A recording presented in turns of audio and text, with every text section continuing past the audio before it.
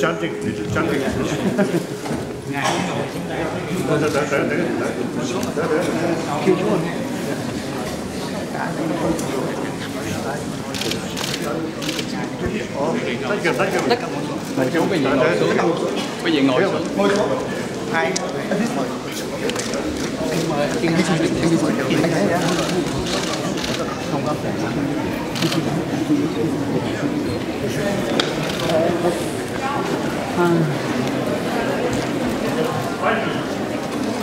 Five minutes.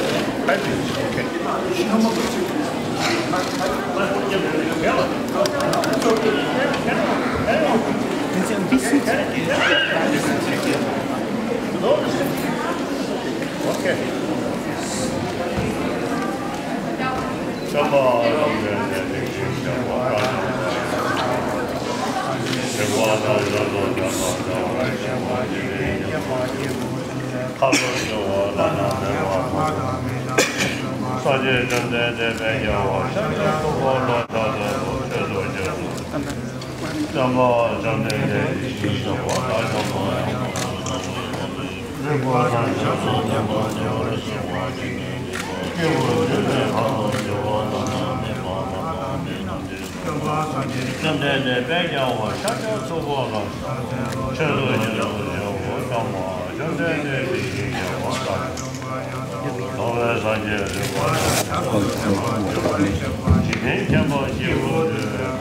Lôi lại không?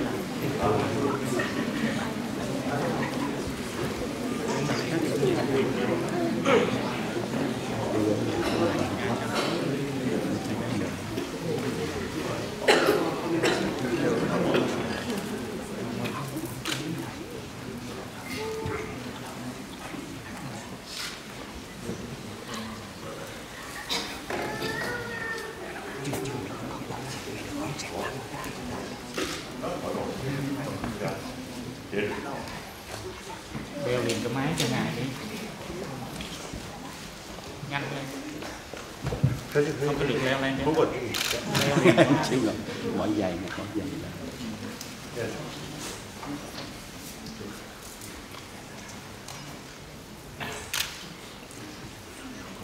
Đưa microphone cho thầy cái này.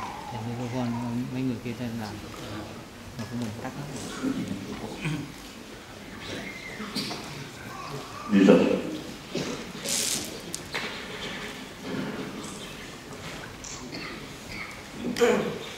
Nhanh lên chưa đưa lên. Anh đi chiêu lên.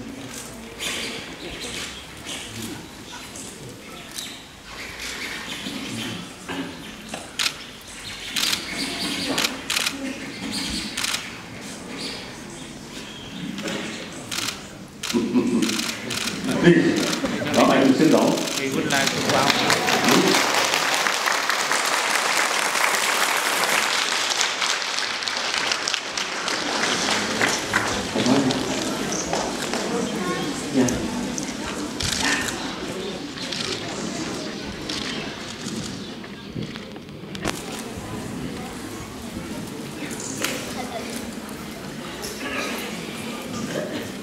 Now we would like to have a short chanting in Vietnamese language. We would like to have a one short chanting in Vietnamese. Chanting, very good. Yes, very good.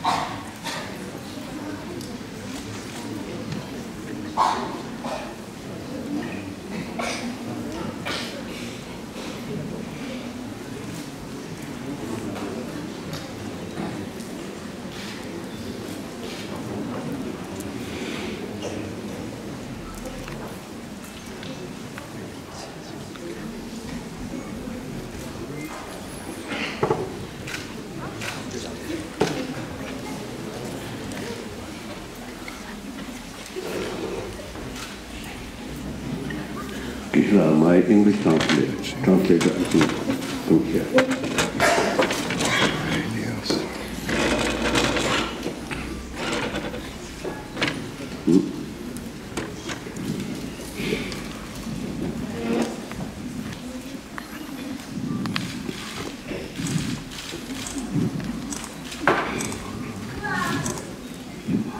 At the beginning, recitation,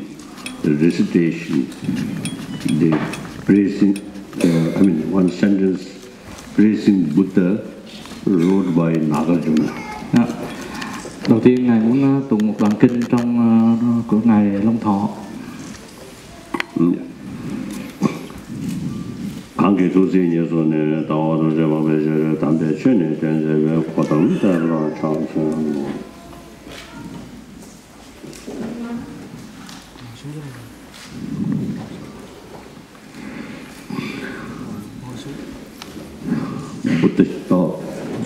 Indeed, I'm very happy once more come here, this big Vietnamese Buddhist temple, and opportunity meeting with the Buddhist community, mainly Vietnamese. So indeed, I'm very happy, great honor. Tôi rất vui mừng và hân hoan được đến đây thăm viếng chùa Vien Giac, cũng như là thăm toàn thể Phật tử Việt Nam có mặt hiện diện hôm nay.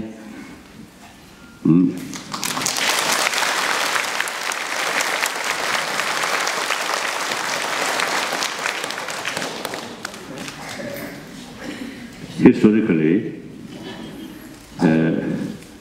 among Buddha's follower or Buddha's student, because we consider Buddha Shakyamuni not as a creator but rather our teacher. So, we student of Buddha Shakyamuni. So historically, the Pali tradition, those Buddhists who practice Pali tradition, that is senior most Buddha student. Then, in Sanskrit tradition, Chinese are senior Buddhist student. Then Vietnamese, Korea, Japan, and we Tibetan is come later. So we are junior. So it is Buddhist tradition.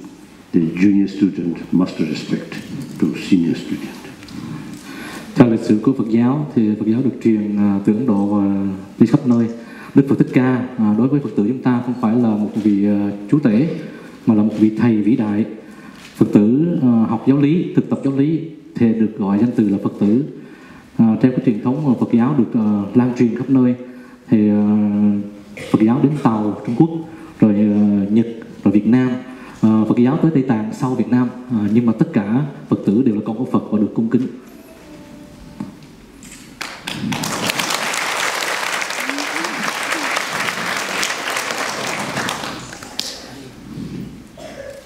As a Buddhist monk, indeed, after our teacher, Buddha Shakyamuni, after his passed away, there are more than 2,500 years, his students in different parts of the world still carry his teaching. It is indeed the one source of our the source of joy. Đức Phật nhập diệt dù cách đây là 2.050 năm, 500 năm về trước, nhưng mà các người con của Ngài, các đệ tử của Ngài, nhất đặc biệt những phần tu sĩ đã đem cái giáo lý của Ngài truyền bá khắp nơi trên thế giới, đem lại cái sự hạnh phúc, cái sự an lạc, thanh tịnh đến cho mọi người.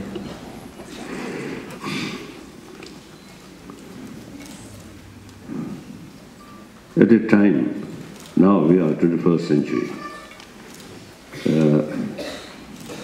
at the time, technology highly developed, but sometimes the technology also becomes source of additional destruction. So this time, we believe that we must pay more attention about our inner value. Through inner value, we can develop inner peace. Once a person or people full of inner peace, then technology then become, what's the constructive way. Bây giờ mình sống ra thế kỷ 21, tất nhiên là cái kỹ thuật khoa học rất là tân tiến. Tuy nhiên đi theo với cái sự tân tiến phát triển này, nó cũng đem lại nhiều cái nguy hiểm, nhiều cái khó khăn, những cái trở ngại trong cuộc sống. Đối với mình là một người Phật tử, luôn luôn phải hướng về nội tâm, phải chuyên cần tu tập. Như vậy thì mình mới có thể tự mình để mà trở về với cái chính bản thân mình được. I think you Vietnamese people also suffer a lot due to immense power of destruction, of weapon. Chúng tôi nghĩ người Việt của quý vị cũng vậy, cũng đã gặp những cái khó khăn trở ngại trong cuộc sống của quý vị, luôn luôn bị thử thách, và chắc chắn là điều đó đã xảy ra đối với quý vị. One time, my visit to Japan, flying over Vietnam during the war. Now, I noticed American, the Air Force, B-52. My sort of airplane is very, very high. So I saw, you see, few B-52 flying. So that I immediately felt, oh, how many people will suffer.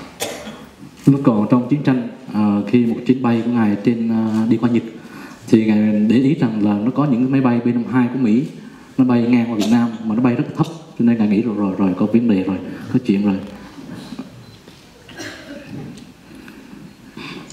So that's, I think, the 20th century become like that.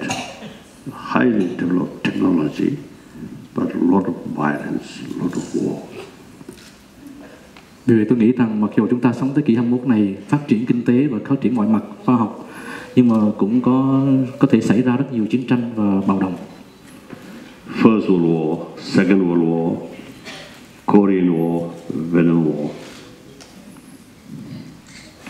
Chiến tranh xảy ra đệ nhất thế giới, đệ nhị thế giới, và những chiến tranh còn tiếp tục. So now,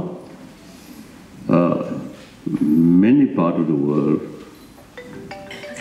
I think, strong feeling, fed up about violence. Cho nên bây giờ con người trên thế giới này rất là ghét chiến tranh, rất là hận chiến tranh.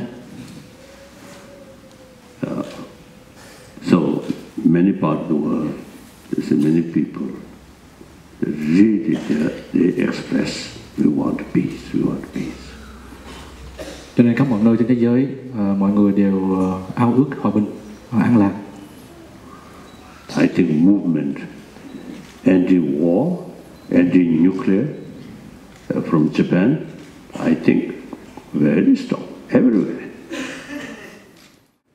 Cái thao thức của con người muốn chấm dứt chiến tranh, muốn chấm dứt những cái sự tai nạn xảy ra do nguyên tử, mọi người rất đều là muốn chấm dứt những cái điều khổ đau đó. Such sort of time, at such time, the various major religious tradition who carry message of love, compassion, tolerance, forgiveness, self-discipline, see, these sort of these sort of inner sort of value is really very, very relevant. I think, therefore, all major religious traditions have special responsibility, you see, to build peaceful world.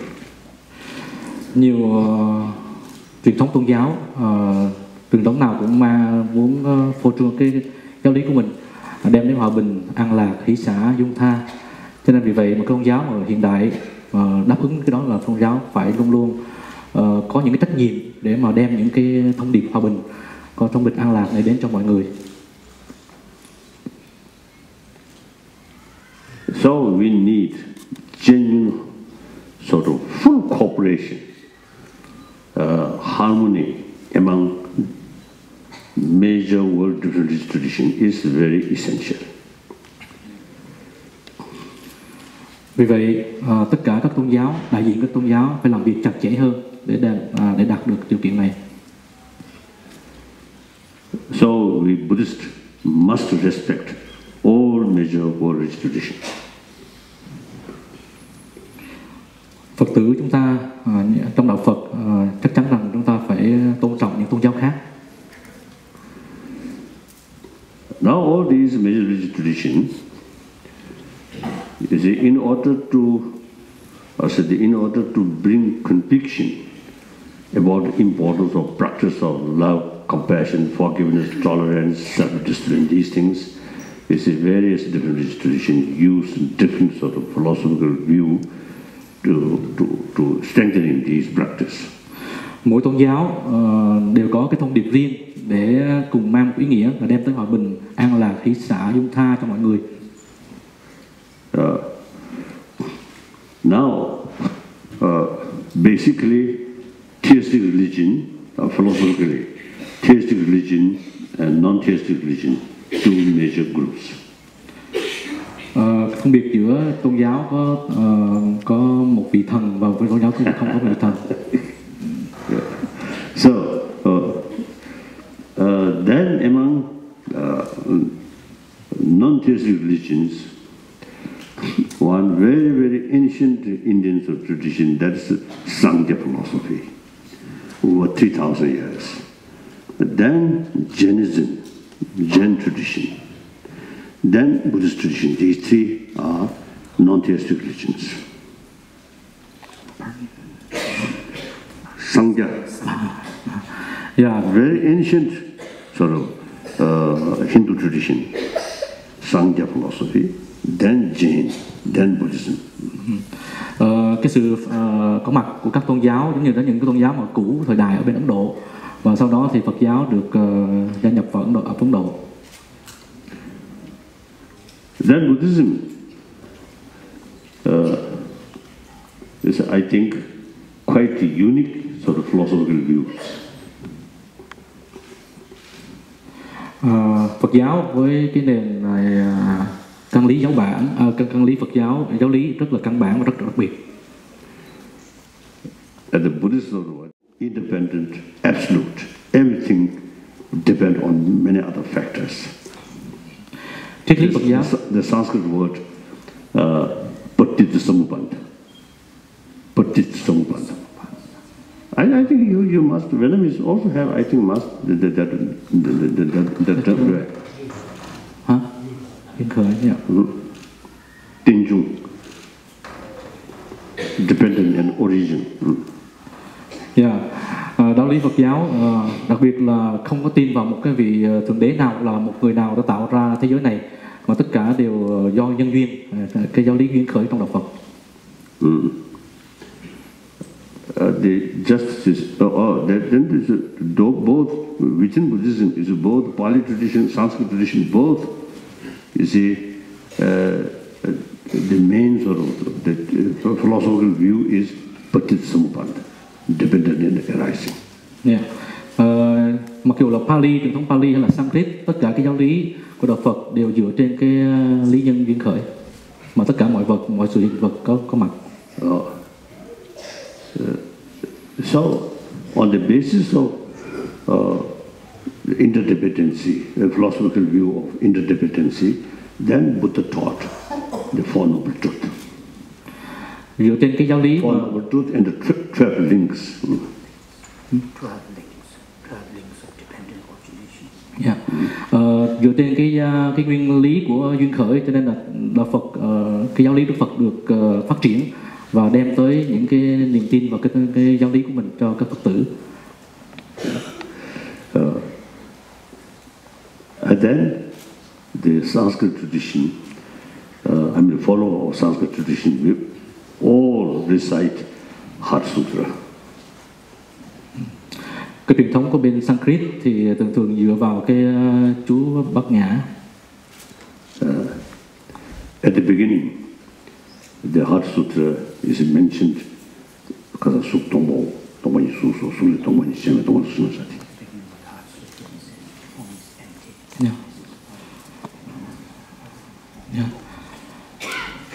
Bắt đầu dẫn đầu của cái bài chú Bát Nhã là trong đó nói là sắc tức thì không, không tức thì sắc, sắc tức thì không, tức thì sắc, thọ tưởng hành thức gì cũng như thì nói về cái tánh không.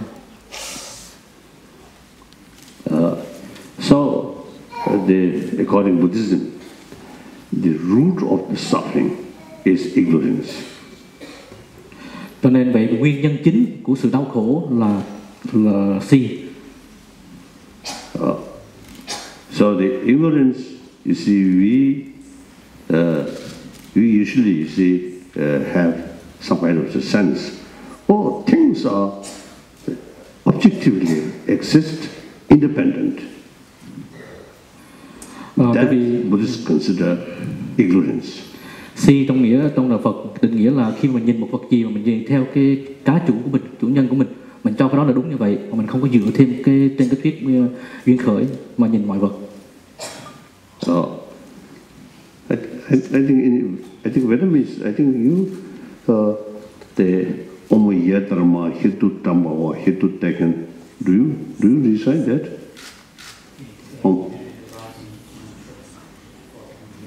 Omoyatarma Hitu Tambawa Hitu Teken Tatangatu Hyawante Teken Sayon Niruddha Yamabade Mahashamana Iso.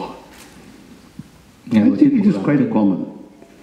Many Sanskrit tradition follow. So in any way, you see the things you see interdependent. The very nature of existence is due to other factor. There is no absolute, no independent. So Buddhist concept of selflessness, emptiness, you see, come.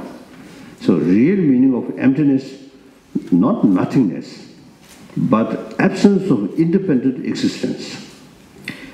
Tất cả các pháp trong đạo Phật được cho là không có cái bản chất thực sự của nó, không có vô ngã, không có chủ thể, cho nên tất cả những pháp đều do nhân duyên sanh và nhân duyên diệt. As far as matter is concerned, the modern quantum physics also now same view. Things does not exist objectively. If you investigate, you can't find any sort of independent reality. Cũng giống như chúng ta nghiên cứu về vật lý trong này, cũng nếu mà trong đó rất rõ nói rằng tất cả mọi vật đều liên kết với nhau, đều tự sanh và tự diệt. So, on the basis of understanding about interdependency, then our ignorance gradually thinner, then eventually completely disappear, eliminate. So the stage, our mind stage, step by step, the understanding of reality, and also the power of bodhicitta, stronger. That's the way transform our emotion. So that stage mentioned gade, paragade, parasamgade, bodhisattva. Vì tất cả đều do nhân duyên sinh, vì vậy mà đối với con người chúng ta Phật tử về chúng ta tu tập phát triển bồ đề tâm của mình, và khi bồ đề tâm của mình càng phát triển thì những cái trở ngại về cái tâm thức của mình càng nó giảm xuống, và chúng ta trở về với lại cái giống như cái câu trong Bát Nhã nó ít đế ba la tăng đế bồ đề tát bà ha. I think the different pronunciation, Chinese, Japanese, Vietnamese, Korean, Tibetan, we all recite gate para samgate buddhism.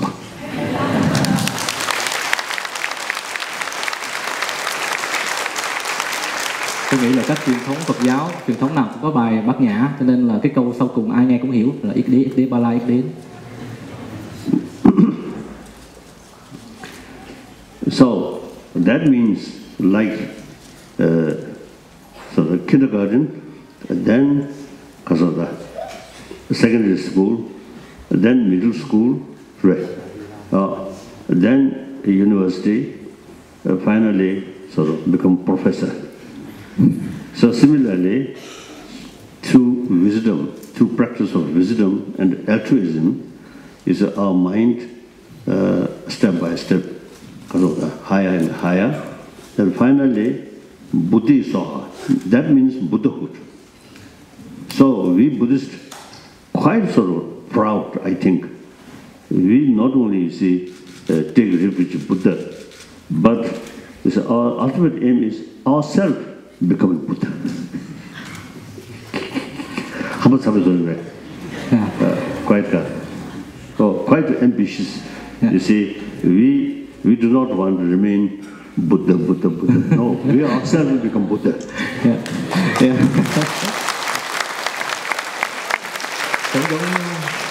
Cũng giống như tiến trình học hành của một đứa trẻ, mới đầu thì vào nhà trẻ, xong bắt đầu tiểu học, trung học, đại học, và sau đó thành giáo sư đại học. Thì nhất là Phật giáo của mình, cái mục đích của mình là mình cầu trí tuệ, tu tập để đạt được trí tuệ. Và đạt trí tuệ có nghĩa là thành Phật, là mình sẽ thành Phật, chứ không phải là mình khi nào cũng là cầu Phật, là lạy Phật hết, mà mình sẽ thành Phật một ngày trong ngày tương lai.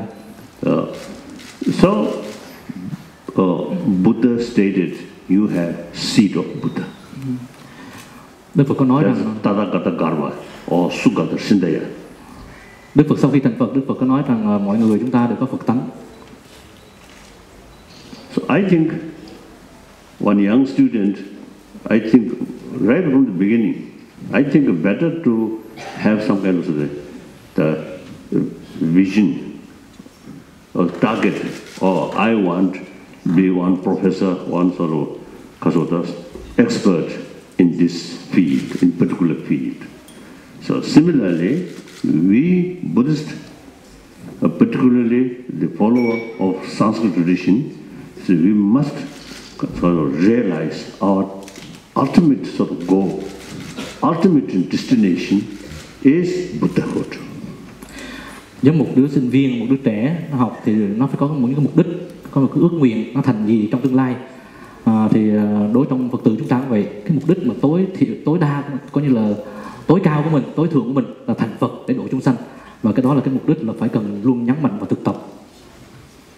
When we reach Buddhahood, then no differences of Vietnamese Buddha, Tibetan Buddha, Chinese Buddha, no differences. Then all are Buddhas.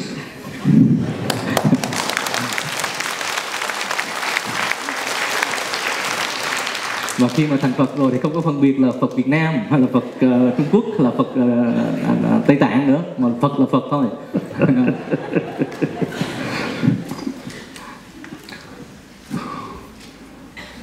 Now the main method, as I mentioned earlier, wisdom, which understand, sometimes people call emptiness or the absence of independent existence. That's we call ultimate reality, ultimate truth. You see, we must know that. The Panchaparamita Sutra very thoroughly explained about that. Nếu chúng ta học Phật Pháp, học về giáo lý Đức Phật thì chúng ta biết rằng cái mục đích chính của chúng ta là đạt được trí tuệ, học để cầu trí tuệ. Và cái giáo lý mà vô ngã rất quan trọng cho mọi người con Phật tử để thực tập. You see, the Heart Sutra mentioned form is empty. Empty is form. Now we should not consider, you see, something empty of general. No. Now in this case, you see, empty of form. Emptiness of the form. So in that level, on that basis, form is empty, empty is form. Not like the flower. I mean this flower, I mean empty of this flower, not this flower, but emptiness of this flower. Now you see the same like coin, one coin, two face. One face flower, one face empty. Now that means when we investigate what is flower, actually we are seeing the color of the flower, shape of the flower, and size of the flower, and then further goes particles is of this flower. So if you go deeper, deeper, deeper, like quantum physics, we cannot find the ultimate entity of flower, nothing. So that means flower is empty. Wow, that's too good.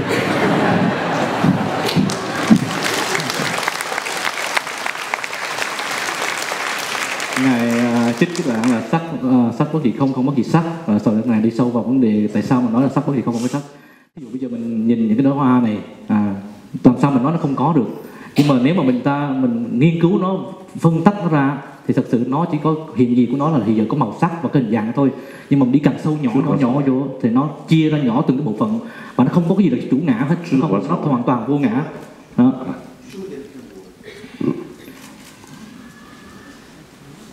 Cho nên giống như là một cái đồng tiền có hai mặt đó. Một mặt đó thì thấy có hình sắc, một mặt thì không thấy, một cái là có, một cái là không. Thì cái hoa này cũng vậy, đối với tất cả mọi pháp trên thế gian này.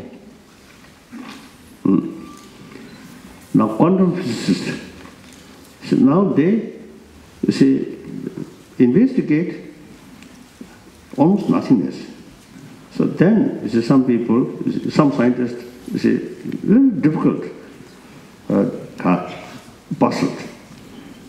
The Buddha, mentioned, yes, the very nature of the existence is due to other factor, not independently. So, since absence of independent existence acting as a basis, or it creates possibility of rule of different parts. So that means empty is form. Empty is the flower. Clear? No. Flower, investigate, we cannot find. That's the flower is empty. Then that very sort of nature, absence of independent existence, you see, creates possibility of basis of the effect from different part. So the combination of different part, then flower comes. So we can then consider this is flower. So therefore, empty is flower.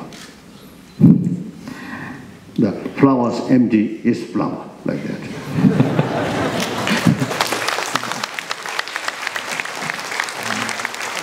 Các nhà nghiên cứu vật lý họ dựa theo khoa học, họ muốn tìm hiểu ra coi tất cả mọi vật trên thế gian này nó dựa vào đâu, nó có một cái bản ngã không, thì họ đang kiếm cách để mà ráp lại cái puzzle, nhưng mà họ càng tìm họ càng không có. Tại vì khi mà phân tách ra mỗi cái phát như vậy, mỗi cái hình tướng như vậy đều thấy là không hết, nó không có cái gì là riêng biệt, không có gì là chủ ngã, mà tất cả đều lo nhiều cái nhân duyên hợp lại.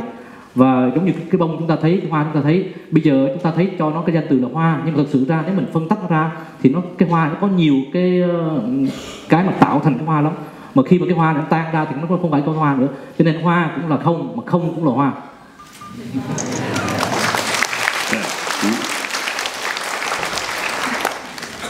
So then it mentioned the emptiness of the flower is ultimate reality of the flower. So flower is the product of the flower's emptiness. So that means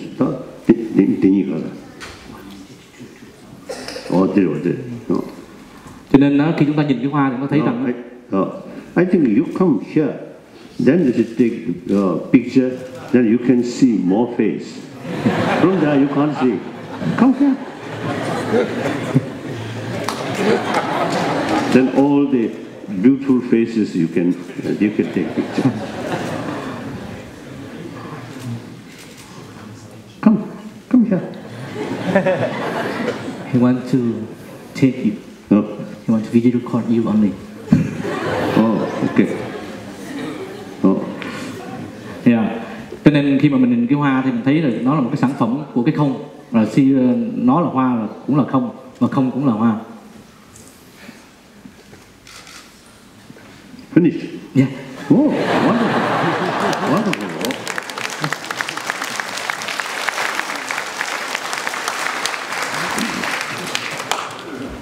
So the wisdom is to understand ultimate reality, this side, that side, that side. So the power of the wisdom very weak. Now with help of concentration, shamatha, then all our mind, mental energy, all our mind then generalize or combined. So the wisdom then become much stronger. For that practice, we need shila or discipline. So for monk, the bhikshus and shamaniya, and then lay people or upasika. So these are the basis of the practice, the basis of shamatha and wisdom or prajna. Ở trong đạo Phật có giới định huệ, thì đối với Phật tử chúng ta, khi chúng ta biết rõ cái giáo lý của Đức Phật dựa lên căn bản khổ vô thường vô ngã, thì chúng ta phải tập thiền và thiền định. Muốn đạt được thiền định thì chúng ta phải luôn luôn quán chiếu về cái tam pháp ấn đó. Và khi mà đối với lời tu sĩ, đặc biệt là Sajini, tỳ kheo ni, thì luôn luôn chú tâm nhiều về cái vấn đề mà tu thiền định của mình, để từ định thì huệ phát sanh.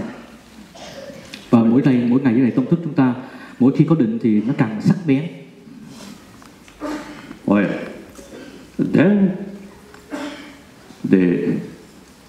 that wisdom, in order to eliminate all sort of defilement, I think there also is two levels. One, kasota, rangni nyumbacha. No. Suffering for oneself, one sort of defilement or kalesh, simply this is bring suffering to oneself. So one sort of motivation is motivation to practice that wisdom, the three practice, because I have to shila, samadhi, and prajna, motivated by individual liberation. Then another sort of defilement, that is the mainly certain sort of traces of defilement which creates, which become obstacle to know the other's mind, and then finally, I think that teni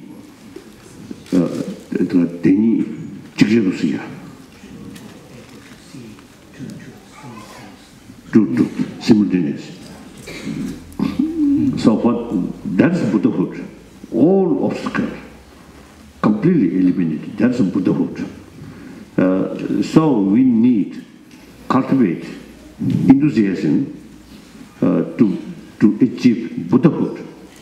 So with help of that motivation, then practice these three training, shila, shamatha, prajna. Then it will become antidote of this because of the most subtlest sort of affection. Like that. So once that removed, then the Buddhahood. Gati, paragati, parasangati, buddhi. Buddhi means all obstacles, all ignorance, traces of ignorance, all eliminate.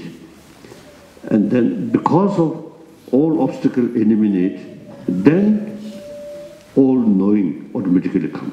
So that's the meaning of Buddha. Buddhi. Fully awakening. So Buddhi saw like that. So these two practice of altruism, practice of wisdom, and combine these two should be our main practice, daily practice. Chúng ta biết là trí tuệ thì diệt mọi phiền não, cho nên đối với người Phật tử thì có hai phương diện để tu tập, nhất là tu định, tu tuệ. Muốn làm được điều đó thì chúng ta phải cần tu tập siêng năng, tinh tấn để phát triển cái bộ đề tông của mình. Và trong cái sự tu tập của mình khi nào cũng là có cái sự cố gắng, cái sự nỗ lực để mà đạt được những cái lời mà Đức Phật dạy và tu về giới định huệ của mình. Và khi mà mình đạt được cái điều đó thì tâm của mình nó sẽ từ từ nó lắng động, nó đạt được định và trí tuệ sẽ phát triển, phát sanh. Lúc đó thì mình mới có thể được cái trạng thái mà giống như Đức Phật đạt được giác ngộ và hoàn toàn sau khi mà diệt mọi phiền não do tâm thức gây nên. In Buddha's teaching, particularly Sanskrit tradition, investigation is so important. So therefore, Buddha stated, "Oh, my follower, bhikshus, scholars should not accept my teaching out of faith, out of devotion, but rather thorough investigation and experiment." Ở trong Phật pháp, nếu mà học Phật pháp chúng ta phải có cái tư duy. Mình tin Phật, mình học giáo lý Phật không phải là tin mù quáng, hoặc là tin là từ vì những người trước làm như vậy mình làm theo. Nhưng mà mình tin với cái niềm tin vững chắc của mình phải nghiên cứu, mình phải tư duy, mình phải hỏi về cái lời Phật dạy như thế nào để mình có thể mà áp dụng và thực tập trong đời sống hàng ngày của mình. So that's also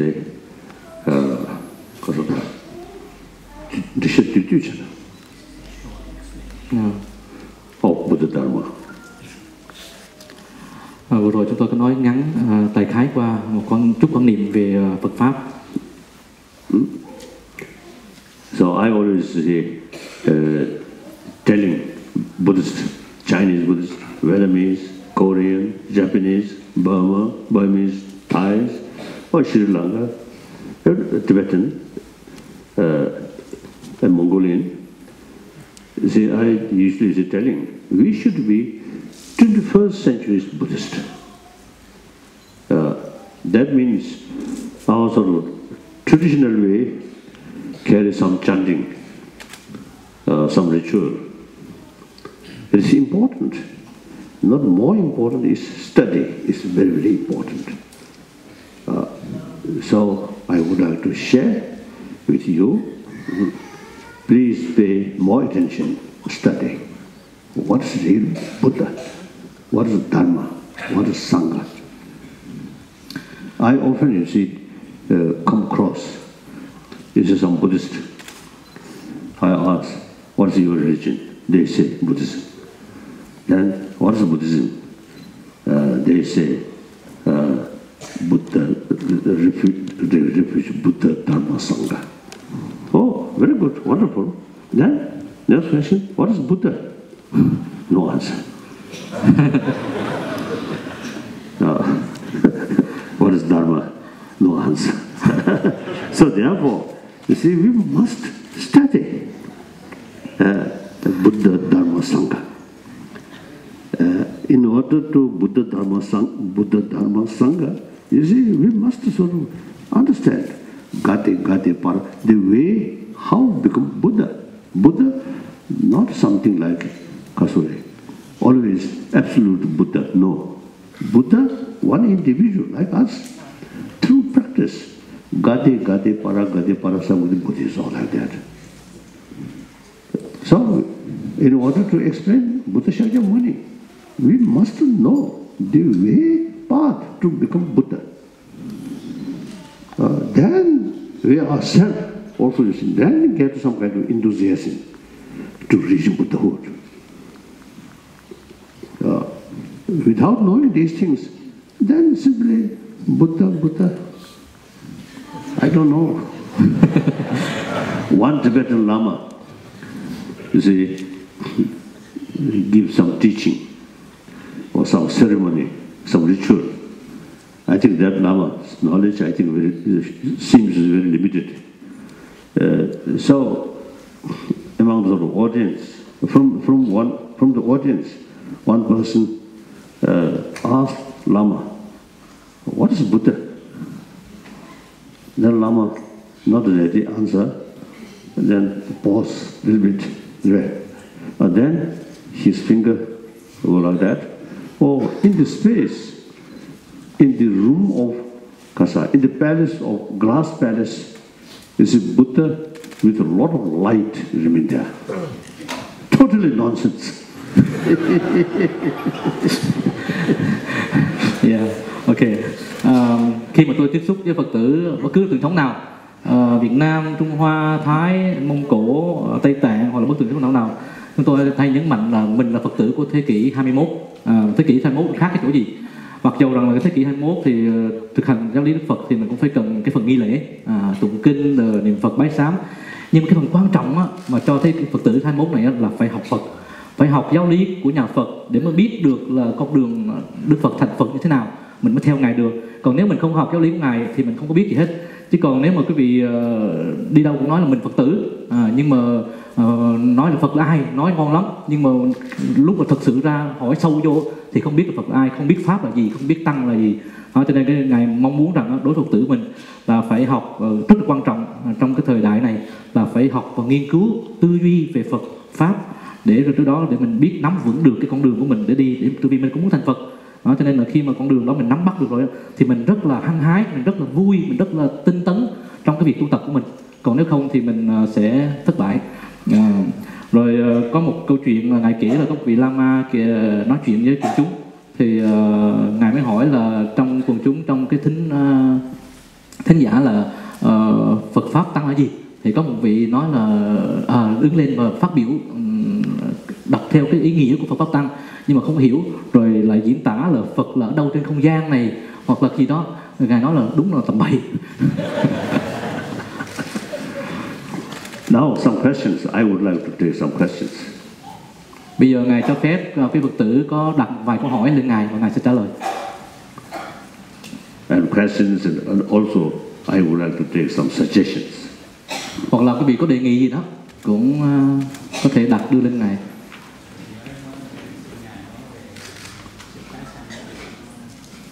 May I have one question? Yes. Yes. Will some of us would like to know about the reincarnation of the Dharma, the Lama, for instance. I would like to ask His Holiness how to bridge that gap between the Asian Buddhists and the Western Buddhists. I think Buddhism is same. I think any religion, there is two aspects, culture aspect and the teachings aspect. Teaching is concerned from Buddha's time, Four Noble Truths. And then three trainings. These things, same, up to now, same. Then is it Buddhism from India reach China, Burma, Thailand, and these different countries, different areas. The cultural aspect, with local cultural heritage, then you see, I think the decoration or the faces of Buddha, like the Chinese, sometimes the Chinese Buddha statue, a little moustache. Actually, Vinaya Sutra mentioned it should not remain any moustache. So these are, and now here, you see, some of these sort of statues are the Chinese tradition. So therefore, eventually people call Chinese Buddhism. And then similarly Tibetan Buddhism, Thai Buddhism, Japanese Buddhism, Vietnamese Buddhism, like that.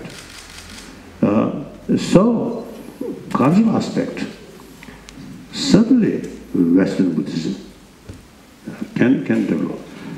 But generally, you see, West, traditionally, now these, I think, the adaptation need time. Adaptation. I think these are evolution. So I think today, at this moment, I think we can't say. See, I think Western Buddhism, I think not yet fully developed.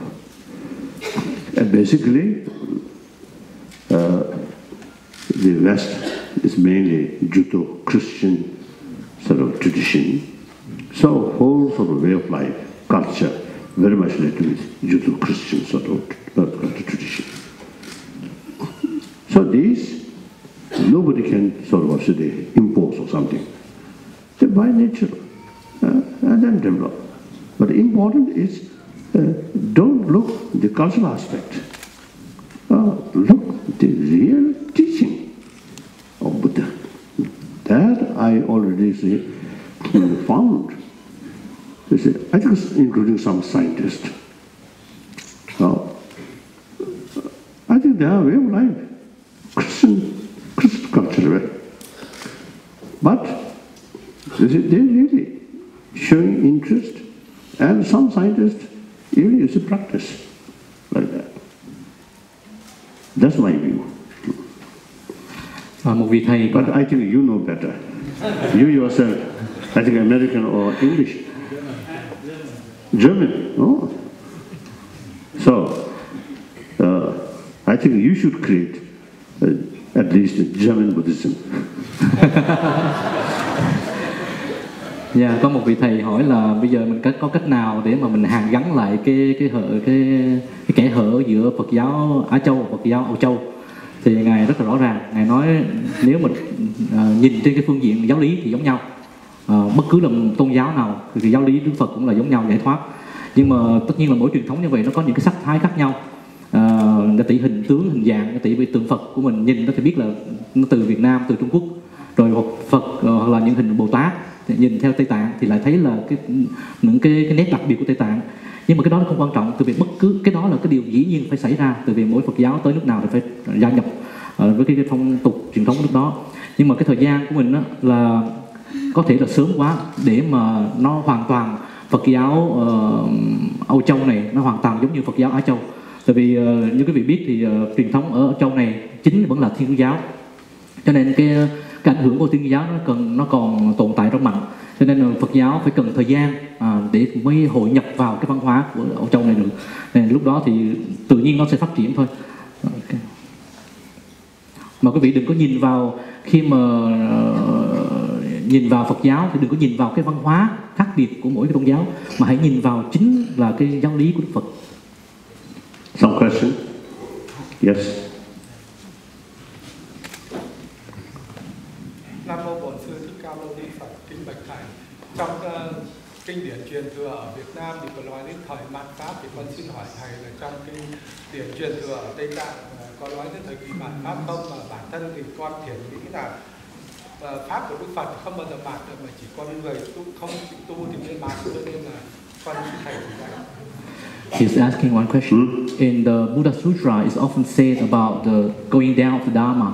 So the Dharma will die out someday or go down. But he thinks that it's not the Dharma, it will go down, but the people who is doing a lot of troubles, so they make the Dharma go down. That's true. Buddha also also you see mentioned, my teaching will not sort of will not sort of disappear due to the kasure, not adequacy of Buddhist teaching itself, but or he mentioned, you see, not outside sort of the forces, but within his own sort of follower, not practice sincerely without knowing the teaching. So he clearly mentioned that. Then I think, some sutra,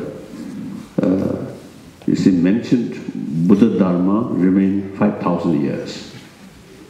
So that means almost as a half past. Now more than 2,000 years still, you see, yet to come. And then I think interest about Buddha Dharma, like you see West, traditionally non-Buddhist country, there are the people, you see, really showing interest. And like this person, German, very realistic, very practical, now become bhikshu. And I know number of Buddhist bhikshu, France, Italy, and American, Canada, Australia. There are, you see, in Kasota. I mean, of course, among people, you see, different mental disposition always there. Like among Tibetan, there are Muslims, there are Christians. So similarly, the sort of Christian sort of community, some individual, their mental disposition is such that Buddhist way of approach is more sort of suitable. So like any other religion, now truly become world religion, isn't it? Like that. So I think the interest about Buddhism, I think increasing, particularly among scientists, like that. Câu hỏi được trả lời là Phật Pháp không bao giờ diệt. Dù có trải qua thời gian, không gian đi nữa, cũng không bao giờ diệt. Không có một cái gì ở phía ngoài mà có thể ảnh hưởng tới giáo lý Đức Phật. Không bao giờ diệt. Mặc dù chúng ta thấy trong kinh điển có nói rằng thời mạt Pháp tồn tại 5.000 năm, thì bây giờ mình là 2.000 năm, 600 năm rồi, thì có thể mình có nói là phân nửa rồi. Nhưng mà thực sự nếu mình nhìn theo cái quan điểm của mình là mình nói là cái thời gian nó rút ngắn này thôi, chứ Phật Pháp thì không có mất đi, không tiêu diệt. Như quý vị thấy người Phật tử Âu Châu này, họ mỗi ngày như vậy họ càng thích thú, nghiên cứu, tìm hiểu về cái giáo lý Đức Phật, cái giáo lý mầu nhiệm của Đức Phật. Và ngoài cũng thực tập cái giáo lý, họ cũng thực tập giáo lý này, cho nên mình không thể nói là nó diệt được.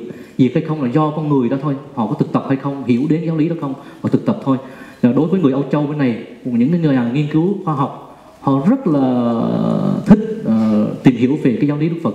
Và những người Đức cũng vậy, người Âu Châu họ cũng rất tìm hiểu về Phật Pháp và họ thực tập mỗi ngày. Cho nên đối với họ là cái điểm mà họ đang nương tựa vào và họ đang thực hành. About 2 years ago, I think, 2 years ago, the Delhi Society, I think about 2 years ago, one international Buddhist conference took place in Delhi. They invited me. I told that sort of Kasota conference, I told interest about the Buddha Dharma is increasing in different parts of the world, including those traditionally non-Buddhist countries. Now we Buddhists, you see, must sort of Kasota examine oneself. The quality of teacher of Buddha Dharma. See, there are indications degenerating. There are behavior, not disciplined behavior. So that is really dangerous. I told, now, big conference, wonderful. Interest from different parts of the world is increasing. But now danger is ourselves. Sometimes our quality degenerate. Meantime, claim themselves something great teacher or great Lama. That's, I think, we must be very serious. Cách đây 2 năm, Ngài có đi tới tham dự một hội nghị Phật giáo. Ở với đó thì có đại diện có nhiều tôn giáo, truyền thống Phật giáo. 20 minutes.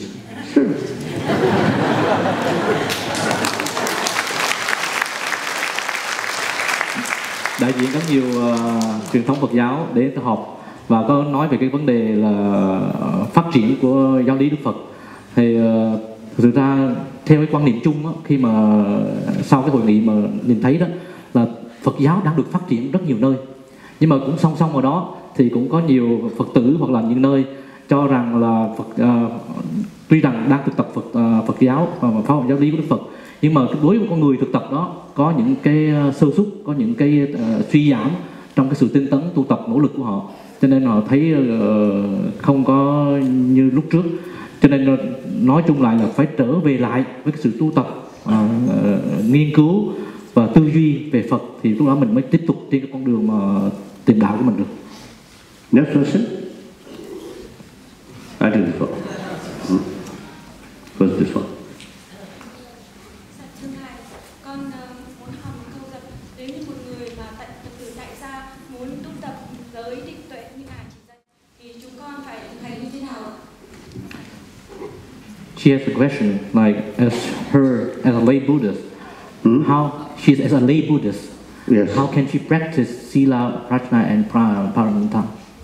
As I mentioned earlier, lay people lay vow, upasika vow.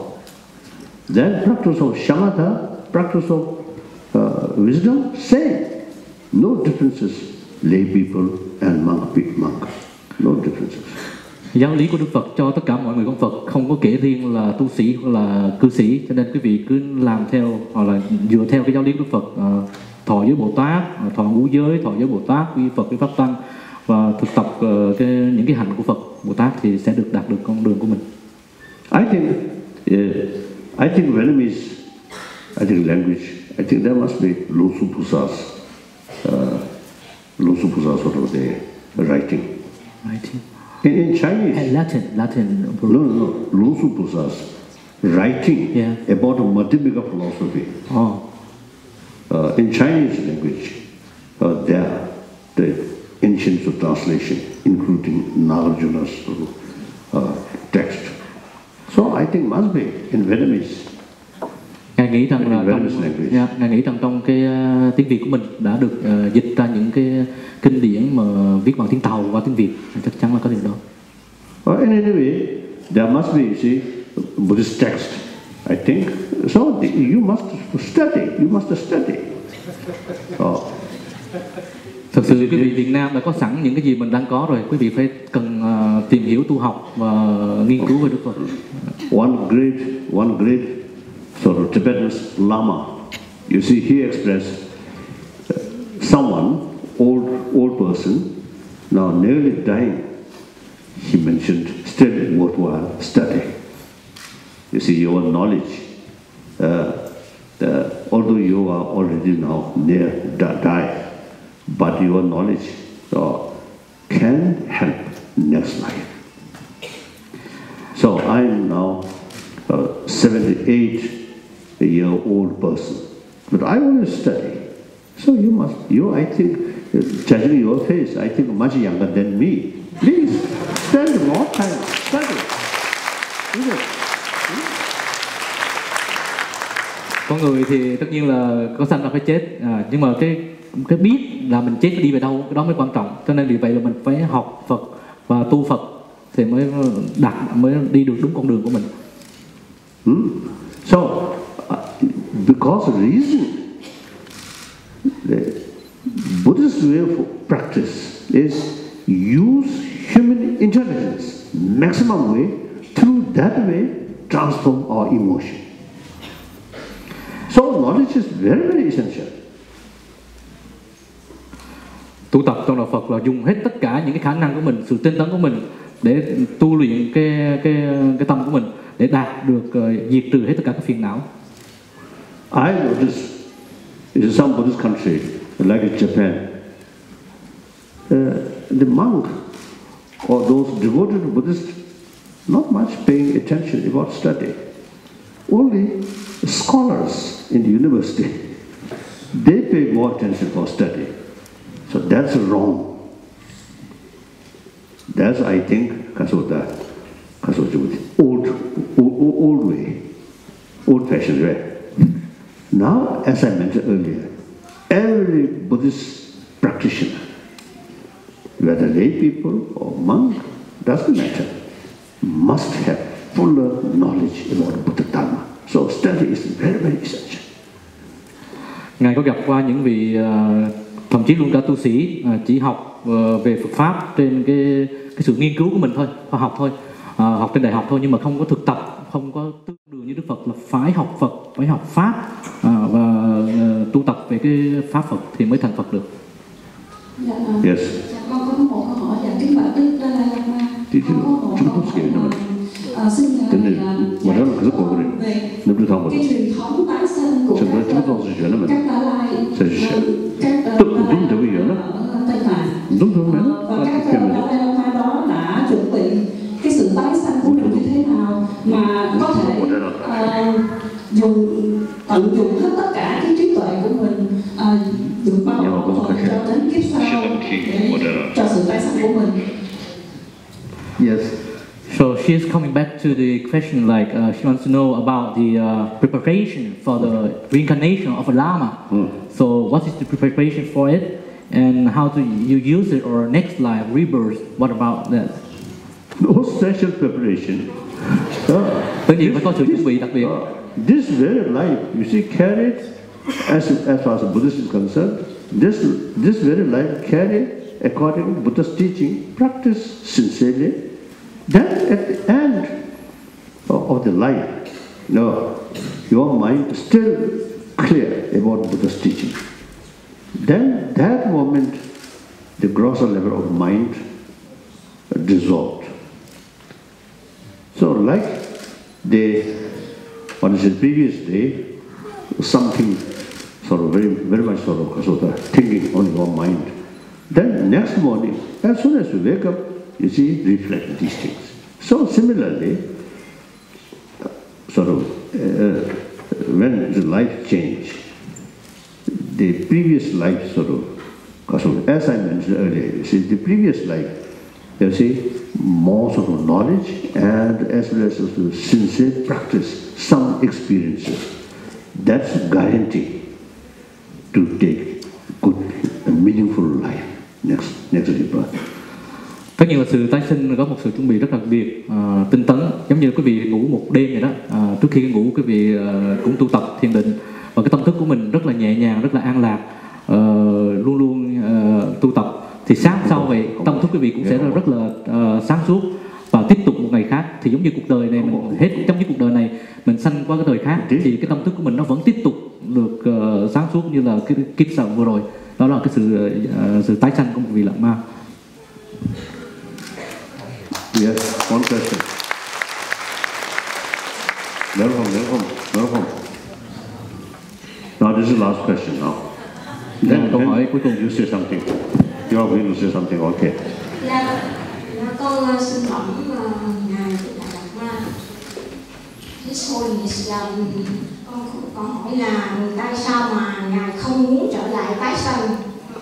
Thì ngài xin cho chúng con biết tại sao ngài không trở lại tái sanh để cứu độ chúng sanh. Thank you very much. Oh, His Holiness, he's asking, why don't you want to come back to help us next life? Why don't you want to come back as the Dalai Lama 15 to help us? In Vietnam? No, general. Yeah, Vietnam is great. That I don't know. As early as 69, yeah, I publicly, officially, formally, I stated the very institution of Dalai Lama should continue or not up to 20 people. Depends on what. Up to 20 people. Cái sự tái sanh của ngài á, nó hoàn toàn dựa vào cái sự quyết định của dân tộc Tây Tạng. So, if concerned people want so this institution preserved, then the question of reincarnation comes. Otherwise, to say, I will be last Dalai Lama. Nếu mà tất cả mọi điều kiện đều thuận tiện và như những người dân tộc Tây Tạng muốn thì ngài sẽ trở lại, còn nếu không thì lần này lần chót của ngài. That does not mean my birth and no, my own birth, my favorite sorrow, important prayer daily. So long space remain, so long sentient beings suffering remain, I will remain in order to serve. That's my favorite. Cái sự tu tập của ngài vẫn giữ như vậy, không có bao giờ mất. Và quý vị, ngài nói là nếu mà chúng sanh cần đến ngài, còn cái thì ngài sẽ đến. Thôi, ngài nói ngắn gọn này thôi.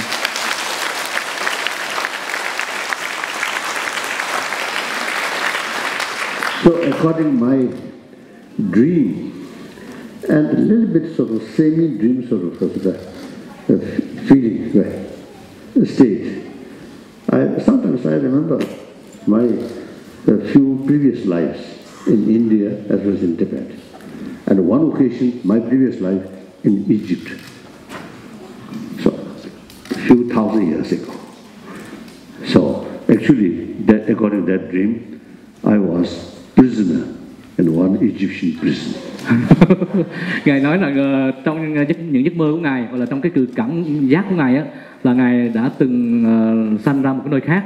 Thí dụ trong đó có là một Ấn Độ hoặc là một nước bên Ai Cập nơi đó, và rất tiếc rằng trong cái giấc mơ đó ngài thấy là ngài là một tù nhân ở bên Ai Cập. So always possible. In future, I may born in Vietnam. And then, you say, with the language, Ngài nói cũng có thể là ngài sẽ tái sanh về Việt Nam với lại cái giọng nói nhão.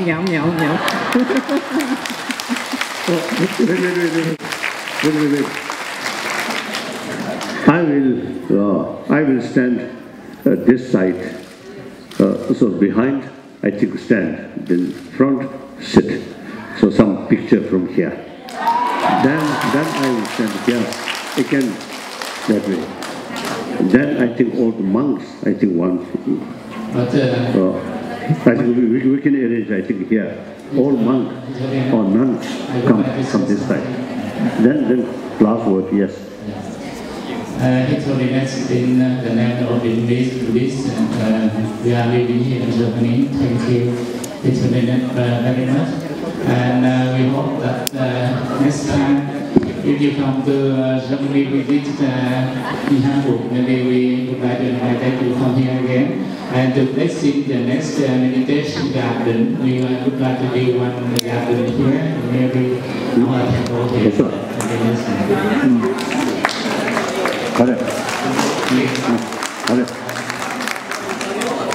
Quý vị Phật tử ngồi xuống, đừng có đứng lên. Ngồi xuống.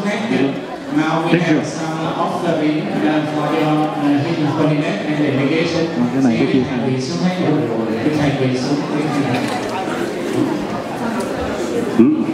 We have So, some. that's okay.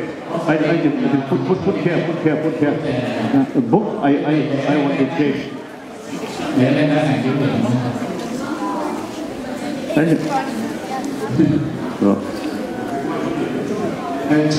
Chocolate.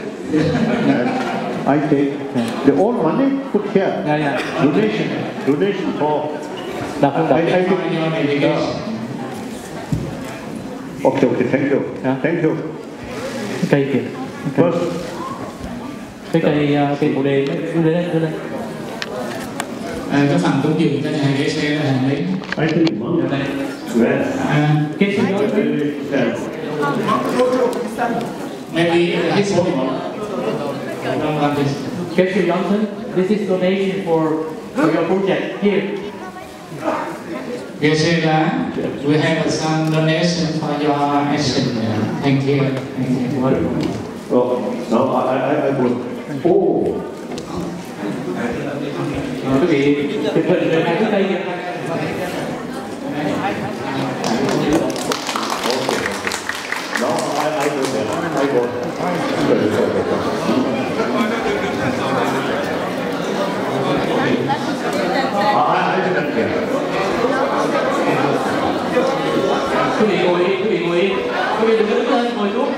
Ngài sẽ tới đó ngoài chừng.